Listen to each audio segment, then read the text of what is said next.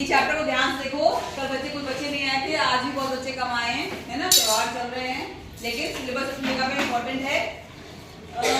इसमें आपको समझना है, ठीक है।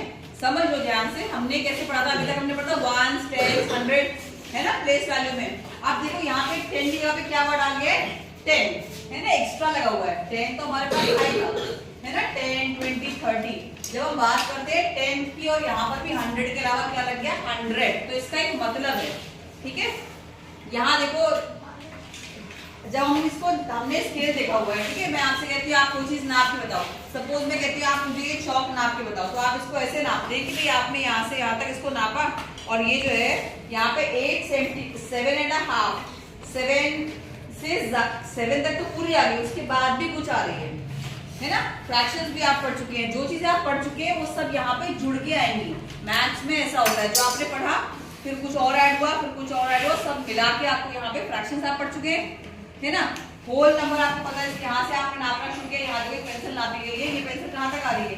3, तो ये पूरा हो गया, है ना।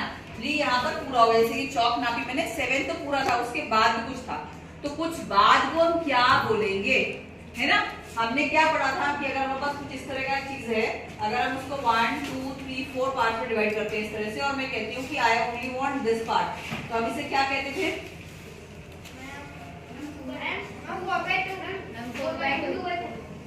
2/4। 4/2 नहीं बच्चे, जो टोटल है वो नीचे आता है, जितना हमने लिया है शेड पार्ट वो आएगा ऊपर।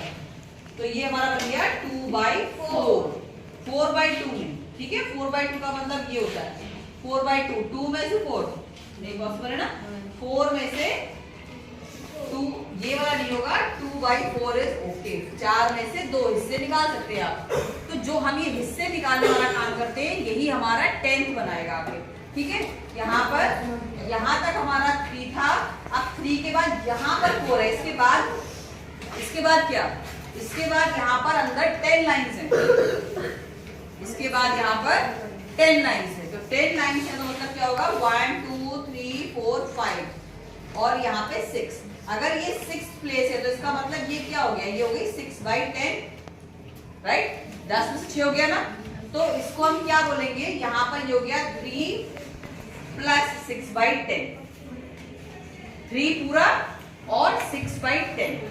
यहाँ पर क्योंकि हर के बीच में 10 डिफरेंस है, हर के बीच में 10 का डिफरेंस है, तो हमारा हो जाएगा 6 पूरा और फ्रैक्शन हो जाएगा 10 में से 6 पार्ट, 10 में से 6 पार्ट। जब आपको डिवाइड करना आता है, आपसे डिवाइड करेंगे तो आपका जो है 6/10 में आप डिवाइड करेंगे तो आपका आएगा 0.6। पॉइंट तो हमेशा अगला लिखते नहीं है, इसलिए इसके आगे 0 लिखा है, तो होता है 0.6। आप इसको ऐसे भी समझ सकते हैं और आप इसको ऐसे भी समझ सकते हैं कि अगर मुझे प्लेस वैल्यू में इसको लिखना है सिंपल 3 पॉइंट, तो मैं क्या करूंगी? 3 6/10 लिखूंगा तो मैं इसको, है ना, 3 + 6/10 लिखूंगा तो मैं इसको, ठीक है। अगर आप उसको 3 6/10 लिखते हैं तब पर भी आपको अभी ये वाला फ्रैक्शंस में आपने सीखा नहीं है, वरना हम इसको इससे मल्टीप्लाई करते हैं।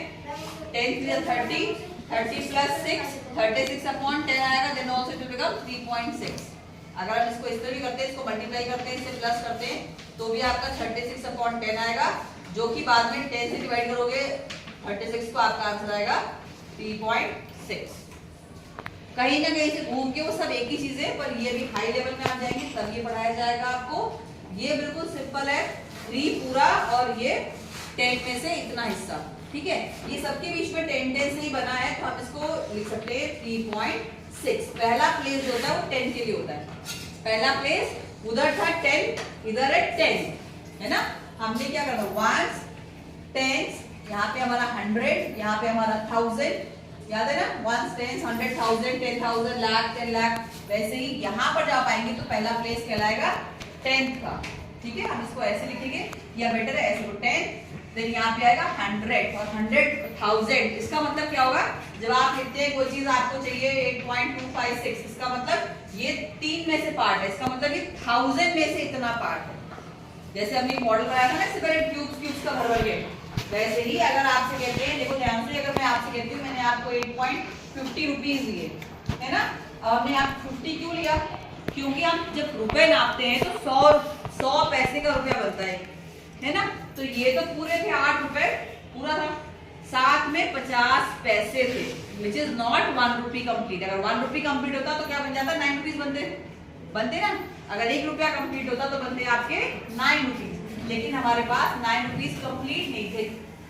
हमारे पास कितने थे, 50 पैसे थे, या आप कह लो हमारे पास 75 पैसे थे, इसीलिए वो कितने में से थे, वो हमारे 75 कितने में से थे, 100 पैसों में से हमारे पास 75 पैसे थे, इसलिए हमारा ये हो गया 8 पॉइंट कितने पैसे लगाए हमने, 75।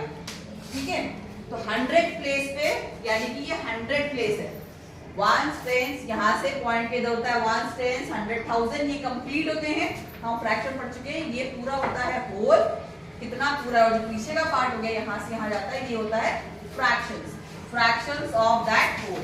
ठीक है, फ्रैक्शंस ऑफ होल, यानी कि अगर ये पार्ट पूरा यहाँ पे 8 रुपए है, 8 रुपए के बाद यहाँ पर आएगा 75 पैसे। 75 पैसे कैसे लिखे जाएंगे, 2 प्लेस में है, 75 है, तो यानी कि 2 है, 100 लिखे जाएंगे, और 100 जब लिखे आएंगे तो हम लिखेंगे 8.75।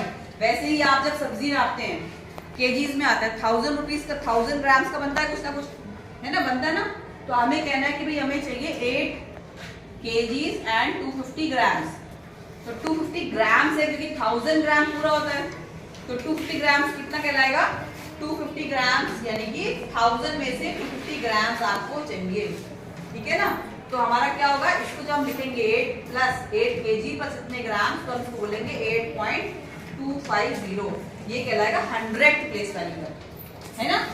यहाँ पे 1000 प्लेस वैल्यू आ गई, 8 कंप्लीट है, 10 100 1000, ये होता है इसका फ्रैक्शन पार्ट जो लिखा था वो डेसिमल्स में लिखा जाता है। ठीक है, यही वाला कॉन्सेप्ट हमें इसमें करना है, तो अब नेक्स्ट क्लास में करेंगे।